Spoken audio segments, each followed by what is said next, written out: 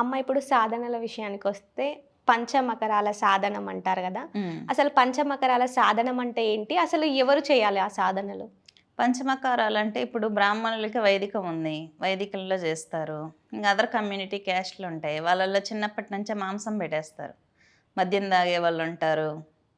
అన్నీ కలిసిపోయి ఉంటాయి. కానీ వాళ్ళకి కూడా ఉంటుంది గదా! గొప్ప గొప్ప దేవతలకు ఉపాసన జేయాలి. దేవత ప్రత్యక్షం అయిపోవాలని ఉంటుంది గదా!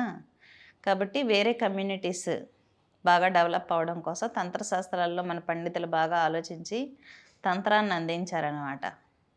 ఒకప్పుడు వేదం అనేది మంత్రార్హత అనేది వేద పండితులకే ఉండేది. మరి ఆడవాళ్ళకి వేరే కమ్యూనిటీస్‌కి ఎలా అని తంత్ర పద్ధతిలో వాళ్ళ శక్తులు పొందడం అనేది జరిగేది.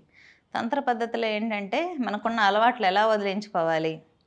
మాంసాన్ని ఏంటంటే అమ్మవారికి నివేదన చేసినప్పుడు ప్రోక్షణం చేసి పాత్రని ప్రోక్షణం చేసి మాంసాన్ని ప్రోక్షణం చేసి అమ్మవారికి అందించి ప్రసాదంగా స్వీకరించడం అనేది పంచమకార అర్చన. అలా స్వీకరించినప్పుడు మాంసం మీద విరక్తి వస్తుంది. తినాలనిపించదు. చాలామంది ఉద్దేశం ఏంటంటే పంచమకారాలంటే మాంసం తినేసి అమ్మాయిలతో ఎంజాయ్ చేస్తారేమో మద్యం తాగేసి అని అనుకుంటూ ఉంటారు. కానీ మనకున్న అలవాట్లని వదిలించుకునేదే పంచమకార అర్చన. ఈ అర్చన ఎవరైతే చేస్తారో అన్నిటి మీద విరక్తి వస్తుంది.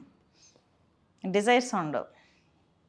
కానీ పబ్లిక్ థాట్ ఏంటంటే బాగా ఎంజాయ్ చేసేసి అమ్మవార్లకి ఇవంతా పెట్టేస్తారేమో అనుకుంటారు. కానీ ఎలా వదిలించుకోవాలి ఇవన్నీ అని ట్రైన్ అప్ ఇస్తారనమాట.